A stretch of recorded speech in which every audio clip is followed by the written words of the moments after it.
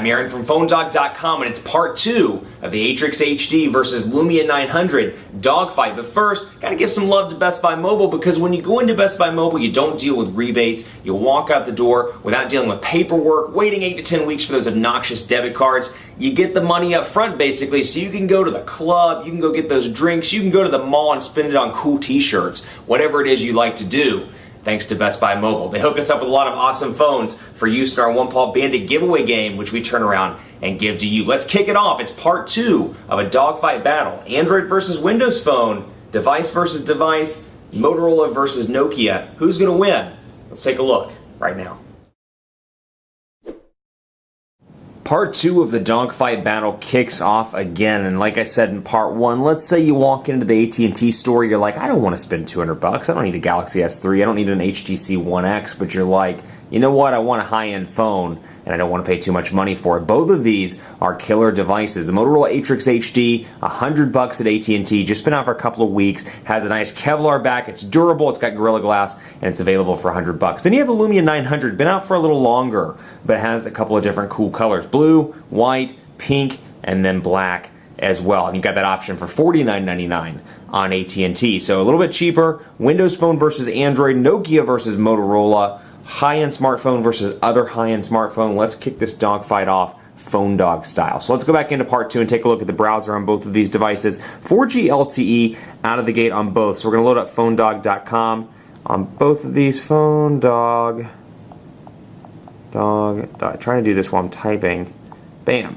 I'll try to do this while they're laying down is a little bit harder. So bam, loaded up right there. And again, back to what I was saying about stock Android in part 1 here. Even though Motorola's skin is on this, you do see some changes on this skin versus the one that comes on the Razr and the Razr Max on Verizon as a result of the new software update. I like the way this one looks, and I find that with each update, it becomes more and more like stock Android. You'll notice the menu buttons up here at the top. Then you have your tabs here, really similar to the way stock Android 4.0 and 4.1 at that and Jelly Bean looks and feels. Pinch to zoom, very responsive here, little to no lag thanks to 1.5 gigahertz dual-core Snapdragon S4 CPU. Really impressive in the processor department. Then over here, just buttery smooth. Absolutely fantastic. The downside, you don't get flash support over on the Lumia 900, so if that's something that appeals to you, you don't get it at least in Windows Phone 7.5. But portrait to landscape transitions incredibly quick and smooth. Take a look at that. Very smooth, little to no lag. A little bit more lag over here, a little bit more stutter, but overall, it's much faster than what we've seen on previous Android devices. And again, you'll notice the on-screen buttons stay there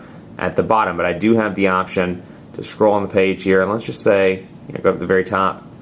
I can go and request the desktop site, save for offline reading, and more. So both are great. Browsing department, the win goes to the Lumia 900, although again, if flash is important to you, the Motorola Atrix HD is the one that's going to win that. Let's take a look at camera as well. 8 megapixel camera on both, 1080p HD video recording over here, 720p over here thanks to Windows Phone limitation. And we'll bring these over and do a comparison. Let's bring over Samsung Galaxy S2, Epic 4G Touch for Sprint. Yes, I do like calling it by its full product name.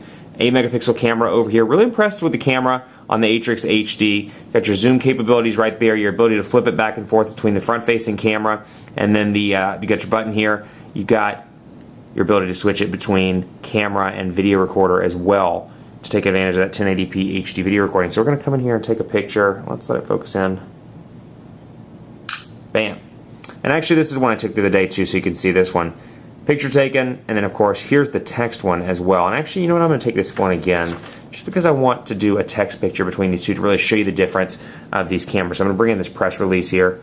Take a look at how clear that text is over here. Now bring over the Lumia 900, and I love the actual interface here. I love it a lot. I love the ability to flip back and forth, much like you do in Jelly Bean now, between pictures already taken and the live camera application. Then you have shortcuts to video recording, front-facing camera, and then of course your settings over here as well, with the ability to turn the flash on and off. Now it's Carl's Zeiss optics. Unfortunately, even though you have that physical button over on the side, it does not do a good job of taking text or anything at a close distance. So let's take a look here. For example, now compare these, and you can see that very clearly. We'll zoom in so you can see, and take a look at the difference. Let's see if I can actually find a very similar spot here. There you go. almost identical right there. You can see the difference between the text on the Lumia 900 and on the Motorola Atrix HD. Incredible camera. I shouldn't say incredible, but it's a very good camera on the Atrix HD. Camera's not so good on the Lumia 900. Now, while we're on that kind of topic, let's talk about battery life as well. Actually, we weren't on that topic at all, but I like this cool little widget here that comes out of the gate that tells you I have 84% left. You know, I'm big on seeing physical indicators like that, and you do get the ability to do it over here, and I really like that. So, 1,780 milliamp hour battery here, 1,830 milliamp hour battery on the Nokia over on this device. So, very impressed with the way that both of these perform. That said, battery life a little bit better on the Lumia 900. That said, you don't get the multitasking capabilities to the extent you do with Android, and it's certainly not bad over here. Call quality, fantastic on the Atrix HD. Motorola does an exceptional job with their wireless radios, and this is no exception. The Nokia does a very good job as well, though I noticed when I took them to a dead spot, noticed that the Motorola Atrix HD came up just a little bit better when I took it to the dead zone in South Charlotte. That said, both of these are going to be fine. I can't, they're not different enough for me to make a call one way or the other on either device, but I will say the Motorola gets the slight edge. So if you're in an area where it's fringe reception, you do have some troubles, take a look at the Motorola. I'm going to run a speed test as well, so you can take a look at what that, not a quadrant standard test, a speed test. Let's see here. Bam. And we'll load this up just so you can see kind of what AT&T LTE looks like in the Charlotte metro area. Let's say, load it up right here. And let's do it right now. LTE, they don't really have a specific, I've seen it as high as 30, 40 megabits per second in certain markets. I've never seen it that high in Charlotte. This is actually the most impressive I've seen in Charlotte. 16 to 20 megabits per second, really impressive over here. Earlier in the month, I was seeing like 6 to 7 pretty consistently, so not that fast by any means for LTE. That's a hugely improved score and much better than what it has been in the past. Over here, I don't have a speed test app pre-installed in this, but I just want to show you kind of comparison between the Marketplace and then Google Play, the respective places. And of course you have a Nokia collection over here where you can download Nokia specific applications, and some of my favorites, Nokia Drive, Nokia Maps, and then Nokia Transit. These are all free applications, and it goes back to the value proposition that Nokia offers above some of the other manufacturers that do, or some of the other OEMs that do Windows Phone handsets. So HTC, Samsung, and more. You look at Nokia Drive, it's free. It's turn-by-turn GPS navigation. Absolutely love that for free. It's something I think it's really needed. The platform is really needed, at least. And Bing does a decent job. Bing Maps, that is. But this one is much improved. Very impressed with this, and then very impressed with Transit as well. And then you got some other Nokia stuff: App Highlights, Creative Studio, Nokia Trailers, and then you've got The Dark Knight Rises, Six Flags, Camera Extras, and more. So I can download the Camera Extras, Smart Group Shot, Panorama, and get that stuff available on my camera. So you get a lot of different Nokia specific applications. Over here, you have apps, music, magazines, books, and TV and movies all grouped into one store. If I want magazines, I can scroll through and you'll see the color scheme obviously changes. I can download music, all from Google Play. It's a much improved experience over what it has been in the past. Of course, I can see my top paid, top free, and then here's just kind of what one looks like, where I can see the description, I can see what's new, star ratings, and more. But over here, I will give them credit. They do a great job with the Nokia free applications. Let me show you this as well. Take a look at Hotmail versus Gmail. I just want to show you how the email interface looks on both of these devices. So obviously Gmail, here's what it looks like on Android 4.0. And then over here, you can see unread, urgent, and more. So I can scroll back and forth to access that text that falls off the screen. And then I have these shortcuts down at the bottom, which when I press the 3 menu buttons, it gives me small text below so I can see, oh, that was select, oh, that's sync, oh, that's search.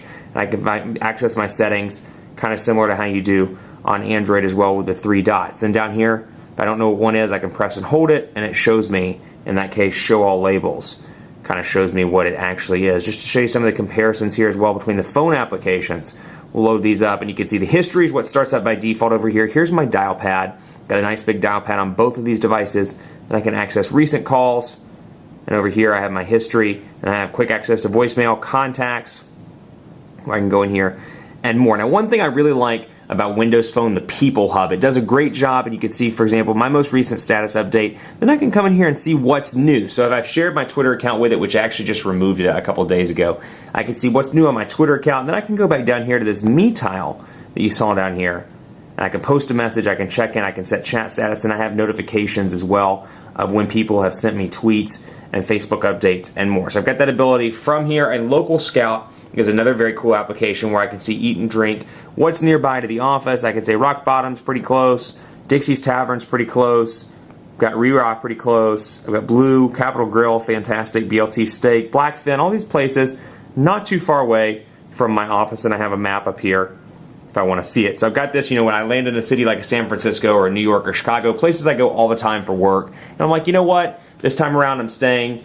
wherever, in the Barcadero area, this time around I'm staying somewhere else, fill in the blank, whatever. I can find close places to eat, drink, catch movies, and things like that. So that's a really cool application, and again, it's included in Windows Phone. So both of these are killer devices. They do a good job, and again, they're both under $100. So if you're walking in, it's proof that on AT&T, I have to give them credit. Say what you will about AT&T, they have a weird perception issue in today's marketplace, but they have done a killer job of expanding their smartphone market share. Done a killer job with it. They lead in Windows phones, they lead in Android phones, they lead in Blackberries, they lead in iOS devices as well with the 3GS, the 4 and the 4S. I mean, they've got an incredible smartphone lineup. You have a lot to choose from, and for $100 or $50 in this case, you really can't go wrong. Now, the winner of the dogfight is the Motorola Atrix HD because of the larger display, because of the fact it's an HD display, 8 megapixel camera that's significantly better, the build quality, Kevlar on the back, Gorilla Glass in the front, and the fact that it's still a thin device and it's available for $100, that is why